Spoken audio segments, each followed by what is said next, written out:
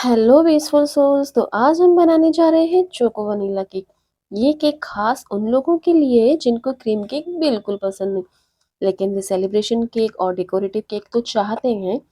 और इसके लिए जो हम वनीला स्पॉन्ज बनाएंगे वो मेरी सिग्नेचर रेसिपी होने के साथ साथ मेरी हॉट सेलिंग रेसिपी भी है।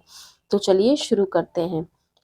इसके लिए मैंने लिया है यहाँ पर 2 कप मैदा, 1 cup powder sugar, half cup milk powder, 1 cup milk, 2 TSP baking powder, 1 TSP baking soda, 1/4 TSP salt, 1/4 citric acid, 1 TSP dry rose petals powder, 2 TSP vanilla essence. This is my homemade dry rose petal powder, 1 cup neutral oil. मैंने यहाँ canola oil use किया है, आप किसी भी brand का oil use कर सकते हैं। अब हम सारे ड्राई इंग्रेडिएंट्स को सीव कर लेते हैं। 2 कप मैदा, 1 cup powder sugar, half cup milk powder, 2 TSP baking powder, 1 TSP baking soda, 1 TSP dry rose petal powder, 1/4 TSP citric acid, 1/4 TSP salt. Sieve करने के बाद जो पार्टिकल्स हमारे छलनी में रह जाते हैं उन्हें हम फेंकेंगे नहीं, वे भी इसी मिक्सचर में डाल देंगे क्योंकि इसमें हमारा सिट्रिक एसिड भी है। अब हम सभी ड्राई इंग्रेडिएंट्स को विस्कर की हेल्प से, अगर आपके पास विस्कर नहीं है तो फोक, कांटा चम्मच या सिंपल खाने वाली चम्मच से भी मिक्स कर सकते हैं। अच्छे से मिक्स करेंगे क्योंकि बेकिंग पाउडर और बेकिंग सोडा अगर अच्छे से मिक्स नहीं हुए तो बेक होने के बाद स्पॉन्ज पर रेड कलर के पैचेस दिखाई देते हैं। तो हमारी मिक्सिंग हो चुकी है और अब हम इसमें डालते हैं हमारे सभी wet ingredients. 1 cup neutral oil, 2 TSP vanilla essence, 1 cup milk. हम थोड़ा सा लगभग 2 टीएसपी मिल्क बचा के रखते हैं, ज़रूरत पड़ने पर हम इसे भी डाल देंगे according to our batter consistency. और हो सकता है 2 चम्मच और भी मिल्क लग जाए आपके बैटर की कंसिस्टेंसी को मैनेज करने के लिए, वो आप देख लीजिए। प्रेम से बस 2 घड़ी प्रभु का ध्यान कीजिए, अपनी अंतर आत्मा को शांति से भर लीजिए,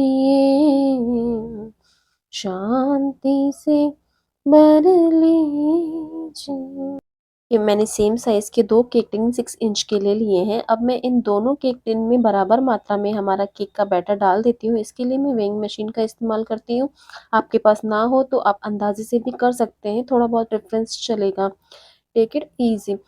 अब हम इन्हें टैप टैप कर लेते हैं और 180 डिग्री पर प्री हीटेड ओवन में 30 मिनट के लिए बेक होने के लिए रख देंगे। अगर आपके पास ओवन नहीं है तो आप कढ़ाई को 10 मिनट हाई फ्लेम पर प्री हीट कर लीजिए और उसके बाद आप अपने केक को बेक करने के लिए उसमें डालेंगे। कम से कम 5 से 7 मिनट आप उसको हाई फ्लेम पर ही बेक करेंगे और 7 मिनट के बाद उसको सिम पर आप बेक करेंगे। जब तक हमारे केक बेक हो रहे हैं हम हमारे डार्क चॉकलेट ट्रफल को रेडी कर लेते हैं। इसके लिए मैंने हाफ केजी वैनलियर का डार्क चॉकलेट कंपाउंड ले लिया है और नाइफ की हेल्प से कट कर लिया है। और यहाँ मैंने एक बाउल में 250 ml अमूल का फ्रेश क्रीम ले लिया है।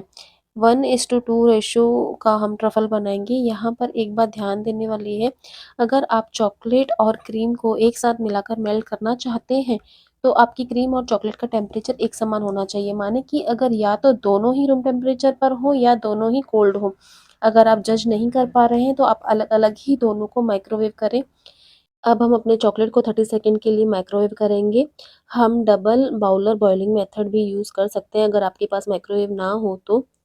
यहाँ पर चॉकलेट को मैंने 30 सेकंड के लिए माइक्रोवेव कर लिया है, लेकिन ये क्रीम हमें इसमें डायरेक्ट नहीं डालना है, इस क्रीम को भी हम माइक्रोवेव कर लेंगे। यहाँ ध्यान देना है आपको, एक साथ 30 सेकंड माइक्रोवेव नहीं करना है। हम पहले 10 सेकंड के लिए माइक्रोवेव करेंगे। फिंगर टच करने पर लुकवार्म फील होता है तो आप इसे चॉकलेट में ऐड कर दीजिए, अदरवाइज 10 सेकंड के लिए और इसको माइक्रोवेव करें। अगर आपके पास माइक्रोवेव ना हो तो कोई बात नहीं, आप इसे गैस पर भी लुकवार्म कर सकते हैं। ये मेरा क्रीम लुकवार्म हो गया है और अब मैं इसे अपने चॉकलेट में ऐड कर देती हूँ, लेकिन पहले अपने मेल्टेड चॉकलेट को अच्छे से मिक्स करके लम्प फ्री कर देती हूँ। अब ये मैंने अपने ल्यूकवार्म क्रीम को मेल्टेड चॉकलेट में डाल दिया है। हम इसे ओवर मिक्स नहीं करेंगे, बस हल्के से स्पैचुला से 2-3 बार ऊपर-नीचे करके ढककर 10 मिनट के लिए साइड में रख देंगे। अगर हम गरम-गरम में इसको ओवर मिक्सिंग करेंगे, तो ये ऑयल सीक्रेट कर देगा। अब ये हमारे केक भी बेक हो चुके हैं। अब हम इन्हें 10 मिनट के लिए कूलिंग रैक पर किचन टॉवल से ढककर रख देंगे। 10 मिनट के बाद डीमोल्ड करके दोबारा से किचन टॉवल से ढक देंगे।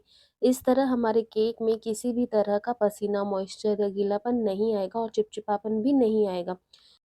ये देखिए हमारा केक कितना सॉफ्ट बनकर तैयार हुआ है और अपर सरफेस भी बिल्कुल फ्लैट है। इसमें हमारा वेस्टेज बिल्कुल नहीं होता। तो चलिए जब तक हम अपनी चॉकलेट और क्रीम को मिक्स कर लेते हैं। ओ परमपिता तो इतना प्यारा, अब तुझसे मिलन होगा,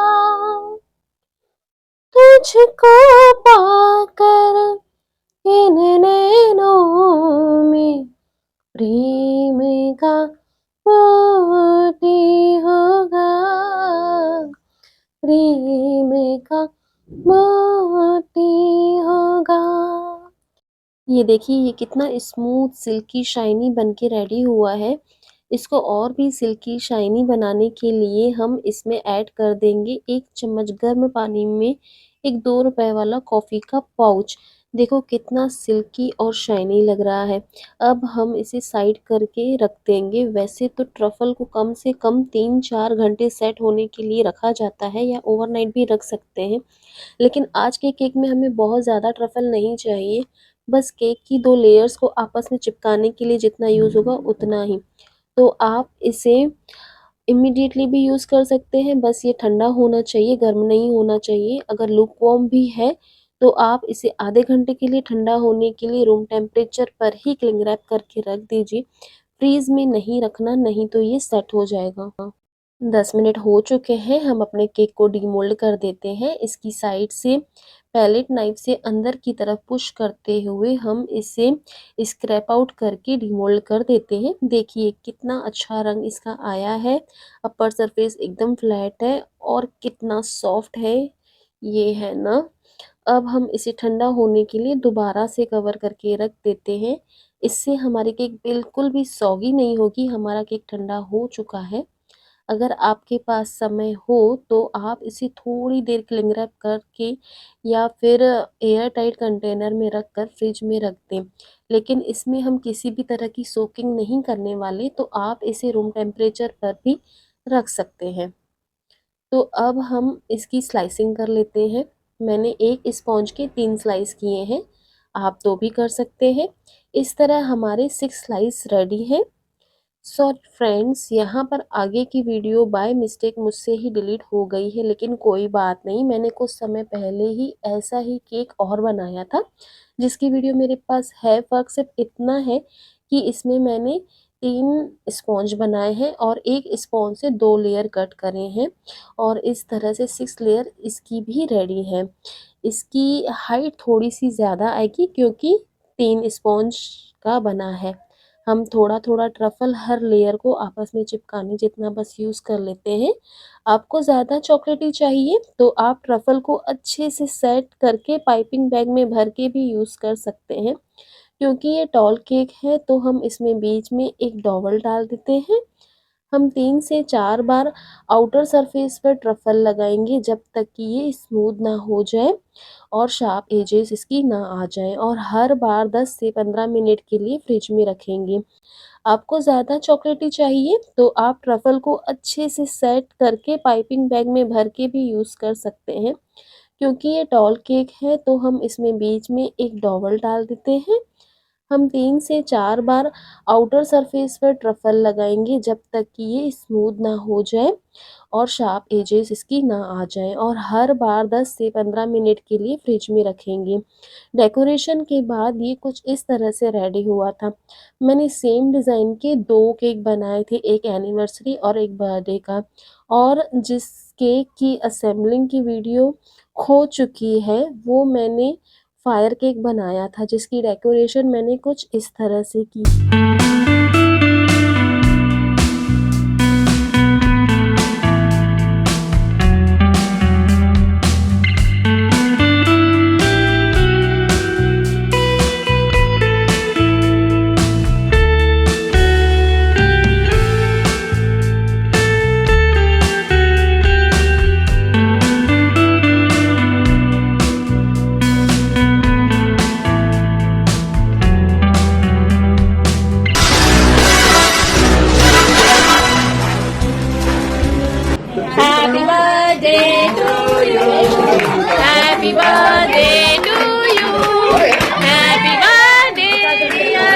कट होने के बाद ये कुछ इस तरह का दिखता है और खाने में बेहद लाजवाब है। आप इसे चाय में डिप करके खाएँगे तो बस मज़ा ही आ जाएगा और या तो आप इसे माइक्रोवेव कर भी खा सकते हैं।